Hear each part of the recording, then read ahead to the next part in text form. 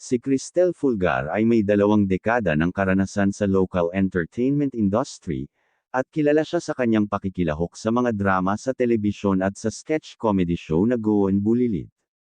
Nakakuha siya ng maraming paggalang mula sa kanyang mga tagahanga nang magpasya siyang mag-focus sa kanyang pag-aaral at naging isang full-time na mag-aaral. Matapos ang mga taon ng pagsisikap, nagtapos siya ng isang degree sa Mass Communication sa University of Santo Tomas at nagtapos noong 2015. Siya ay fluent sa salitang English, Filipino and Korean. Fast forward ngayon, kabilang siya sa mga nangungunang tagalikha ng nilalaman ng YouTube sa bansa kasama ang kanyang 2 channel na mayroong milyong mga taga-subscriber. Pero ngayon ay hindi na ito gaano aktibo sa show business. Nag-focus ito bilang isang content creator at nakapundar ng kanyang bahay at mga sasakyan dahil dito. Sobrang achievement din daw yung nakarating siya sa mga dream places niya, o dream countries. Achievement din na hanggang ngayon artista pa rin daw siya. Nagawa na din daw niya yung pagpapagawa ng bagong house. Bumili ng mga kotse. Hindi daw siya sobrang mataas mangarap. Pag mangarap siya, gusto niya yung realistic. Si Cristel ay gumawa ng unang hakbang upang makapagtrabaho sa South Korea sa pamamagitan ng pag-sign kasama ang entertainment agency na Five Stones Entertainment. Sa kanyang blog noong November 2022, nilinaw niya na nais niyang mapabuti ang kanyang mga kasanayan sa wikang Koreano bago isipin na maging isang artista sa Korea. Pero nilinaw niya na, huwag muna mag-i-expect na mag-aartista siya sa Korea, kasi nga daw hindi pa siya ganun ka-confident mag-Korean. Tingnan daw niya kung ano yung matutunan niya sa paaralan, baka magkaroon siya ng kumpiyansa. Yung showbiz sa Philippines ay napakahirap daw ngayon, lalo na daw sa Korea. Wala daw siyang inaasahan doon at gusto lang niya mag-enjoy. Itinatag ni Cristel ang kanyang sarili bilang isang YouTube vlogger na may 2 sa kanyang mga channel na nakakuha ng gold play button. Noong May 2020, ibinahagi niya sa Instagram na hindi niya naisip na maabot niya ang milestone na ito.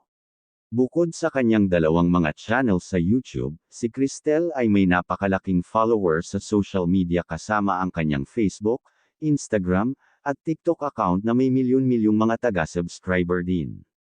Binuksan ni Cristel Fulgar ang tungkol sa kanyang paglalakbay sa entrepreneurship, inamin na naramdaman niyang kapwa nasa sabik at pinilit ang tungkol sa kanyang bagong pakikipagsapalaran sa negosyo, ang paglulunsad ng kanyang sariling linya ng pabanguang, Calmelo.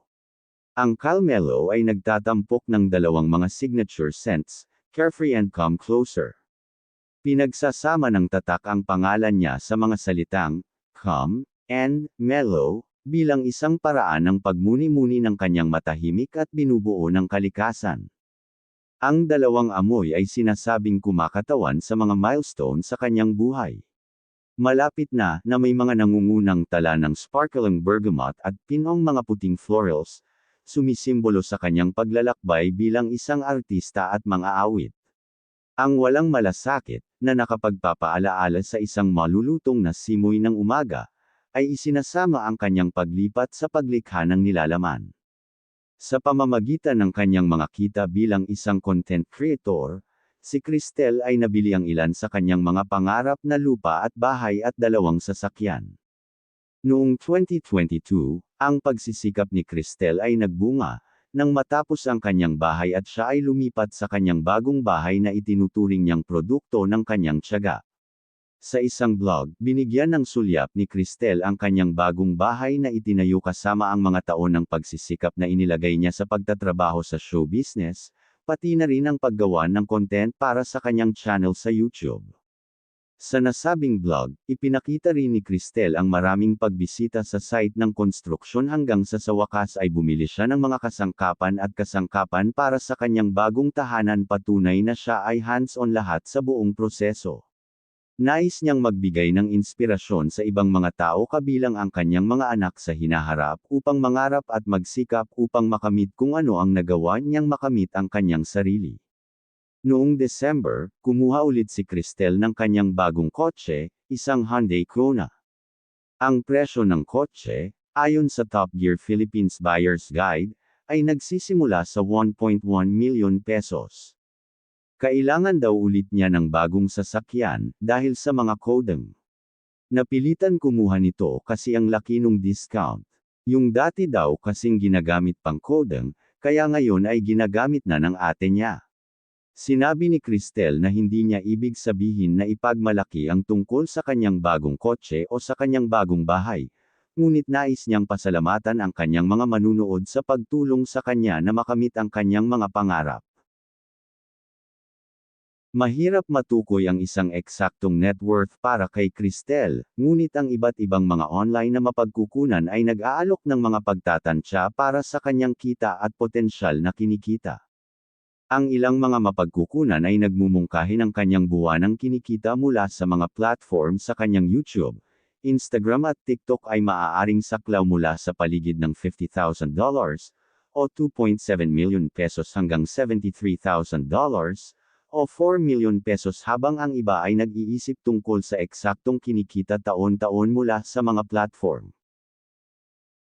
Ang mga pagtatansya na ito ay nag-iiba, at mahalagang isaalang-alang na ang mga ito ay madalas na batay sa pampublikong impormasyon at hindi opisyal na pahayag. Habang ang mga pagtatansya na ito ay nagbibigay ng isang pangkalahatang ideya ng kanyang pinansyal na paninindigan, mahalagang tandaan na ang mga ito ay hindi opisyal na halaga ng net worth at maaaring magbago batay sa iba't ibang mga kadahilanan, kabilang ang mga pag-endorso ng tatak, kita ng proyekto, negosyo at iba pang mga mapagkukunan ng kita. Ang history ng pakikipag-date ni Cristel na umiikot sa kanyang relasyon kay Ha Soo-hyuk.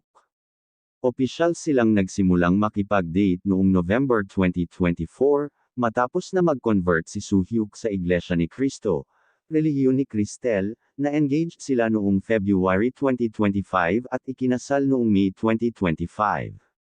Napakaganda ng kanilang kasal, ito ay katulad sa isang romantikong K-drama. Alam mo na ang eksenang K-drama kung saan mayroong maluwang na angkop na silid at ang mga kasintahang babae ay sumusubok sa mga gown habang ang kanyang ikakasal ay naghihintay na mabuksan ang mga kurtina upang ibunyag ang kanyang kaibig-ibig na kasintahan, at iyon ang kanilang ginawa, at pareho silang nasiyahan sa proseso. Ang mga tagahanga ng K-drama lahat ay pamilyar sa ganitong uri ng lugar. Ang isang tradisyonal na Korean na kasal ngayon ay nangyayari sa isang wedding hall kung saan ang pasilyo ay nasa gitna, napapaligiran ng mga bilog na talahanayan para sa mga panauhin.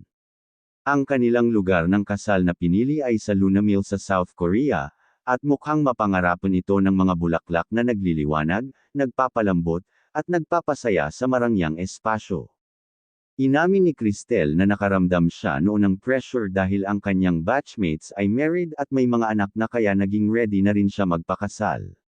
Si Cristel ay hindi nagbahagi ng publiko sa anumang iba pang mga makabuluhang relasyon bago ito.